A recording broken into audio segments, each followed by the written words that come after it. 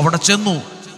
ഇന്ന് എൻ്റെ കുടുംബത്തെ സഹായിക്കാൻ എൻ്റെ യേശു എൻ്റെ ജീവിതത്തിൽ വരും, എൻ്റെ കുടുംബത്തിൽ വരും. ഒന്ന് പ്രാർത്ഥിച്ച്, എൻ്റെ കുടുംബത്തെ സഹായിക്കാൻ യേശു എൻ്റെ ഭവനത്തിൽ വരും, എൻ്റെ മക്കളെ സഹായിക്കാൻ യേശു എൻ്റെ ജീവിതത്തിൽ വരും, എൻ്റെ ആരോഗ്യത്തെ സൗഖ്യമാക്കാൻ യേശു എൻ്റെ ശരീരത്തിൽ വരും, എൻ്റെ നിയോഗങ്ങളിൽ വരും, എൻ്റെ പ്രാർത്ഥനകളിൽ വരും, എൻ്റെ ആവശ്യങ്ങളിൽ വരും, എൻ്റെ ജോലി മേഖലയിൽ വരും, എൻ്റെ സ്വപ്നങ്ങളുടെ മേൽ വരും, എൻ്റെ പ്രാർത്ഥനാ ആവശ്യങ്ങളുടെ മേൽ വരും. അങ്ങനെ ഓരോ കാര്യങ്ങളെയും വെച്ച് എന്നെ സഹായിക്കുന്ന ഒരു ദൈവമുണ്ട്.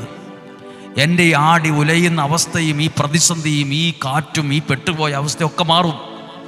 ഇനി താഴോട്ട് വായിക്കുമ്പോൾ യേശുവിൻ്റെ ഇടപെടൽ അവിടെ സാഹചര്യങ്ങളെ മാറ്റിയെന്ന്, അന്തരീക്ഷത്തെ മാറ്റിയെന്ന്, അവരുടെ പ്രതീക്ഷകൾക്കനുസരിച്ച് മുന്നോട്ട് പോകാൻ കഴിഞ്ഞുവെന്നാണ്.